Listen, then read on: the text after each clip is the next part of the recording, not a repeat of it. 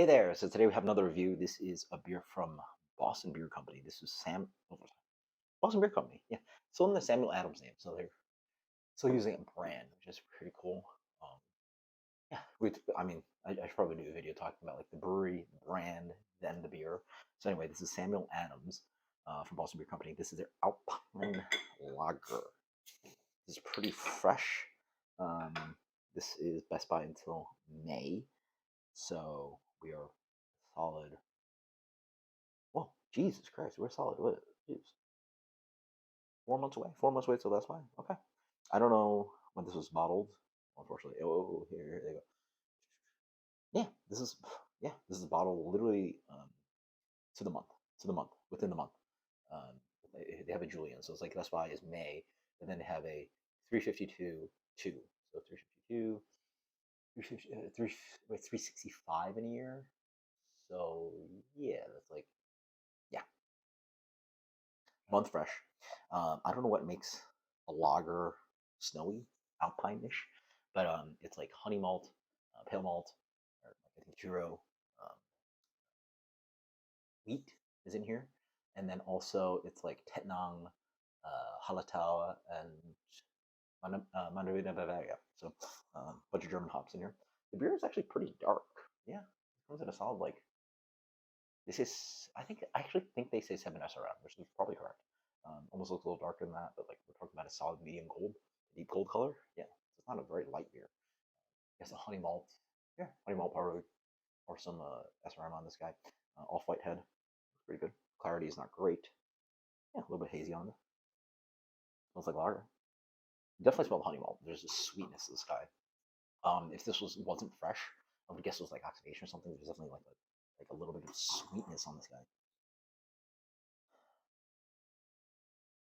A little bit of fermentation character. I was getting a little bit of like almost a light sulfur thing, like grainy malts in here, maybe some of that wheat and pale malt, like cracked grains. Cheers.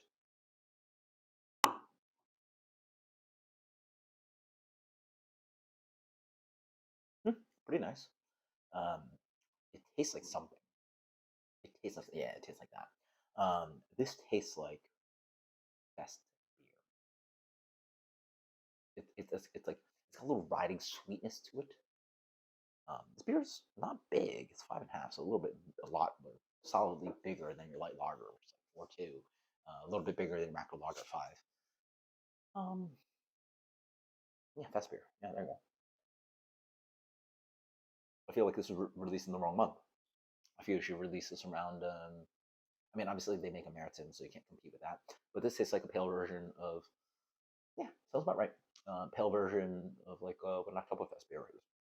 Not dark as a Medicine, not as pale as a Helles Pilsner. A little bit elevated in ABV, but those beers start at 5.8. So, but you're right in that range. Definitely tastes German to me, almost like German hop character. It's like light tea notes, green tea, a little bit black tea, a little bit of like grassiness. But the malt shows very through. It's not very bitter beer, so it doesn't sell like Pilsner at all.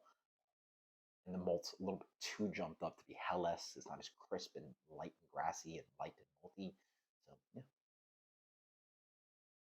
So they make a Märzen, like an Oktoberfest style beer, which is like like a darker beer, like an amber lager.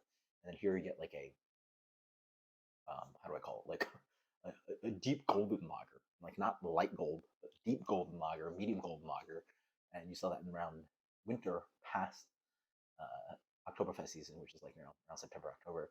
Now you're going to your, I guess this is really a January season because it just got bottled towards the end of mid December. So interesting stuff. Hmm. Sort of works. It's like what does this like cold or alpine or winter kind of lager mean? Well, instead of something light, crisp, and crushable and hoppy, go a little bit more malty, right? A little bit like burlier, and you're not going all the way to Oktoberfest because you just did that in October. So now you just pull it back. You call it in between, pull back the hops, and there you go. It's pretty nice. It really does taste like a fast beer. Full blind, I would guess this is a German fast beer. Like no problem. There's really nice freshness to it too, because obviously it's brewed so fresh. It takes a while for the beer the German examples that get to America. There's a nice crispness to it from the hops. There's just a little vibrancy that I'm looking for. I'm curious what that vibrancy is. The water is really nice and crisp. It has a little snappiness to it, even though it's not a very hoppy beer at all. Um, Pretty refreshing.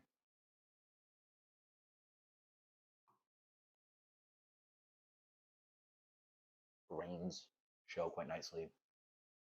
Mm, a little bit of honey in there. The honey malt, which is like, I'm not really familiar with that malt too much. I think that's actually an OG kind of like homebrew thing that a lot of breweries don't use anymore. But the honey malt just offers a really nice kind of sweet complexity. Um, I like it. It's almost sticky, which is, and it's obviously a attenuated beer. It offers an impression of sweetness that's like sticky honeycomb thing. That's quite nice. Yeah, and the hops like sing quite nicely. Very tasty beer. I'm honestly very impressed. As for rating, this is crush. Mm, it's so good. Yeah, the water. Yeah, this is exactly what you want. Water, the hops, and the malt just like sing really nicely. And obviously the lager yeast gets out of the way. Um, this might be the best like Samuel Adams beer I've had in a while. Yeah, it's really good. This is really tasty. If you guys are looking for something that's like sort of like fest beer, if you're tired of like Mint and Oktoberfest, if you like a just really nice lager that has just a little bit of like more malt character, but is not quite an amber lager, this is what you're looking for. This is so good. Rating wise, wow, this is crushable. This is really good. Yeah, that's a solid 94. That's a solid 94. I love that honey malt character. It just like it just pushes this like sweetness that is like not sticky because the beer is obviously like a lagered, attenuated beer. Like I can't, I don't know what they found efficient gravity on this beer, but I imagine it's pretty low. But this is an impression of sweetness that keeps pushing, and you're like smacking your lips looking for this kind of like sweetness, right?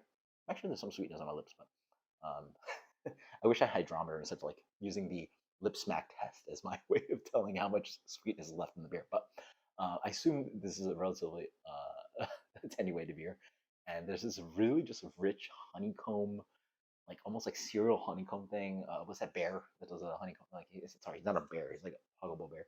Uh, and there's this lingering honey character. It's so delicious. It's like honey lager. It's like really delicious. Honestly, I think they would do better calling it honey lager because it tastes like that, and I think that would sell better. Like honey lager it sounds delicious to me. And also, well, I for the market, I assume like for craft beer pieces, like what the hell does that mean? But like for honey lager, I think that would sell and crush, and it honestly tastes it.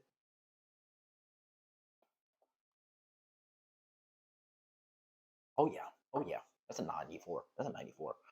Sammy Adams, Alpine lager, is so good. They call it brisk and smooth. I'd say honey and smooth, not brisk. It's not really not that brisk. Honey and smooth. Cheers later.